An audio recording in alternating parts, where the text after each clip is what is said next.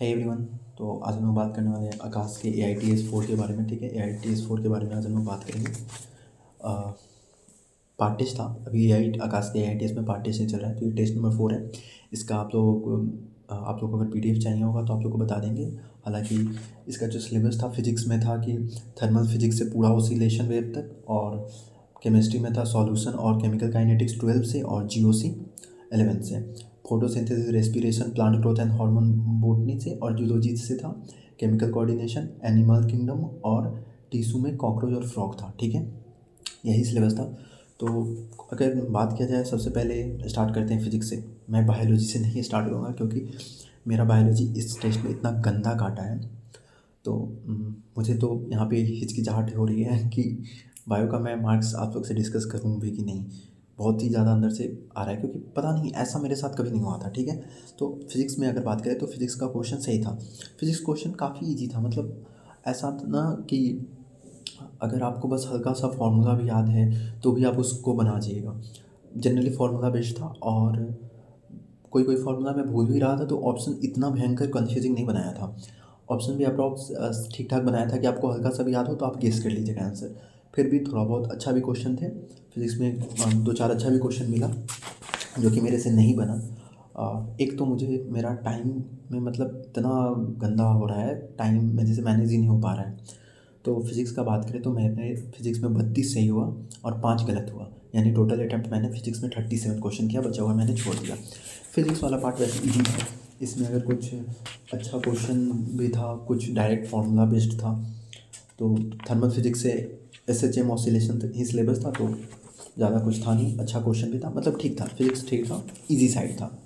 अब केमिस्ट्री का बात करें तो केमिस्ट्री में इजी कुछ क्वेश्चन या तो इजी थे, नहीं तो वो लेंदी साइड जा रहे थे। ठीक है, मतलब नहीं, इस ऐसा नहीं बोलेंगे।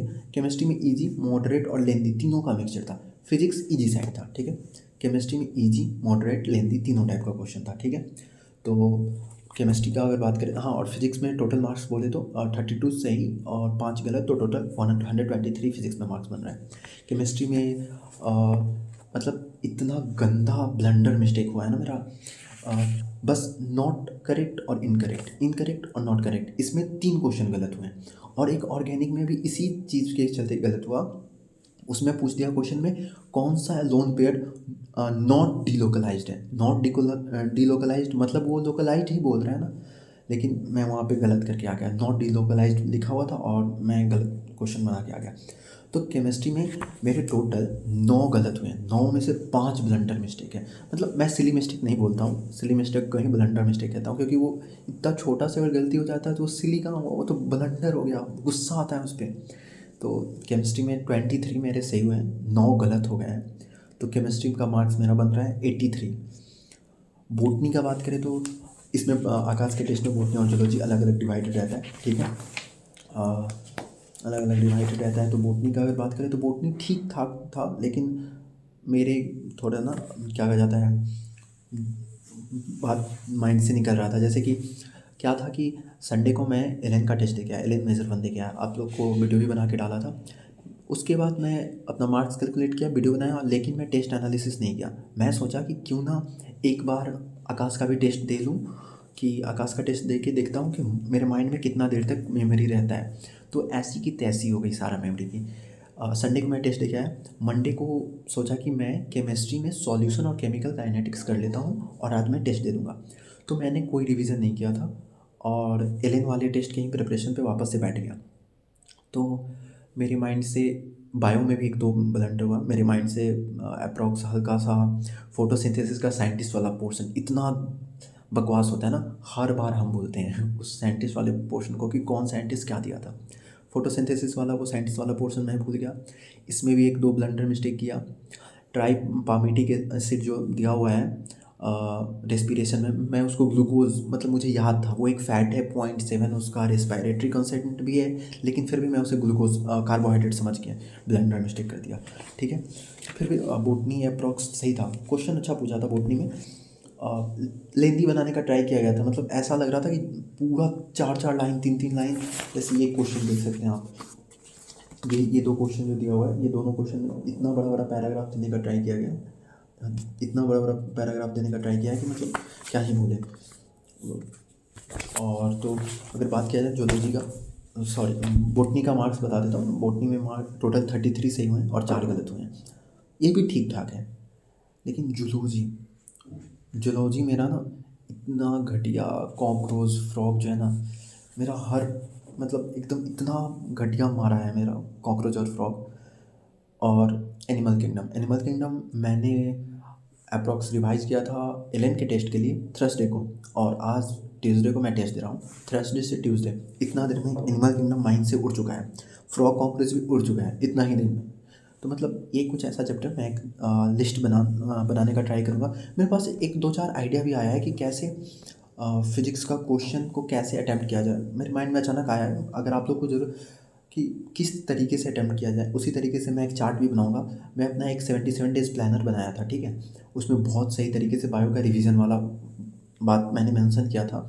तो सेम उसी तरीके से मैं एक और लिस्ट बनाऊंगा, अगर आप लोग कहिएगा तो उसको शेयर भी करूंगा कि मैं उस चैप्टर को पार्टिकुलरली, जैसे मैं डिस्कस नहीं कर देता हूँ उस चीज़ को कि। और फिजिक्स वाला आप लोग बोलिएगा फिजिक्स का क्वेश्चन कैसे प्रैक्टिस करना है, उसका मैंने एक तरीका सोचा है। बायो का बता देता हूँ। बायो में जैसे अब एनिमल किंगडम, फ्रॉग और कॉकरोच खास करके ये ऐसा पोर्शन चला जा रहा है कि जो मेरे माइंड में थर्सडे था और आज ट्यूसडे पूरे अच्छे तरीके से चला गया था। तो मैं क्वेश्चन बहुत गलत किया हूँ। मैं जूलॉजी में आप लोग को गलत बताता हूँ, 12 क्वेश्चन मैंने जूलॉजी का गलत किया है। तो इतना गंदा मैंने नेगेटिव मार्किंग कभी नहीं किया था जूलॉजी में।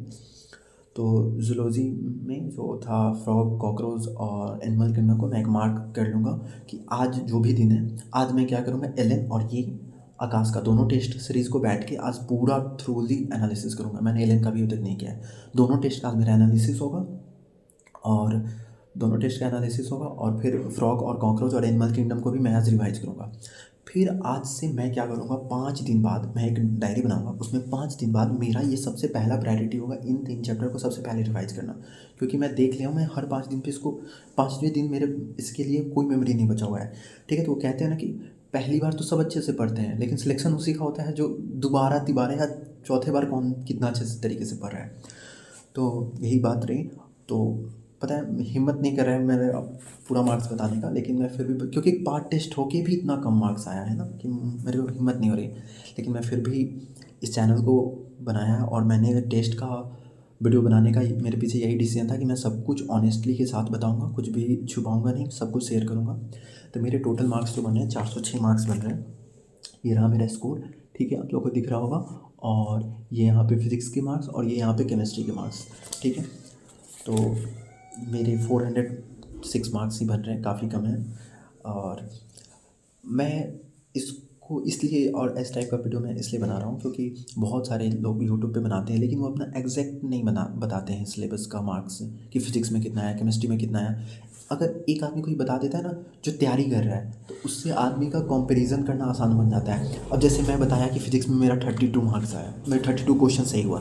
अब आपको फिजिक्स में एनालाइज कर पाइएगा खुद को कि मेरे इस क्वेश्चन में इस पोर्शन में इतना मार्क्स आ रहा है, ठीक है, मैं इससे तो थोड़ा आगे हूँ, या फिर कम बनाया तो मैं इससे तो थोड़ा पीछे हूँ, मुझे और मेहनत करना पड़ेगा। तो ये डीप एनालिसिस थोड़ा ज़रूरी होता है, मैं इसीलिए खुद शेयर कर रहा हूँ, क्योंकि कोई इतना डीपली नहीं बताता, सब अपना मार्क्स भी बताने में डरते हैं, लेकिन मैं बता रहा हूँ यार बहुत गंदा मार्क्स है, ठीक है। तो ये था आकाश का AITs। और अगर मैं और भी कोई टेस्ट देता हूँ आप लोग बता भी सकते हैं और कौन सा टेस्ट का आप लोग को चाहिए, और मैं और भी देखता हूँ कोई अगर टेस्ट देता हूँ तो मैं ऑनेस्टली के साथ वीडियो बनाऊँगा, ठीक है। Bye bye.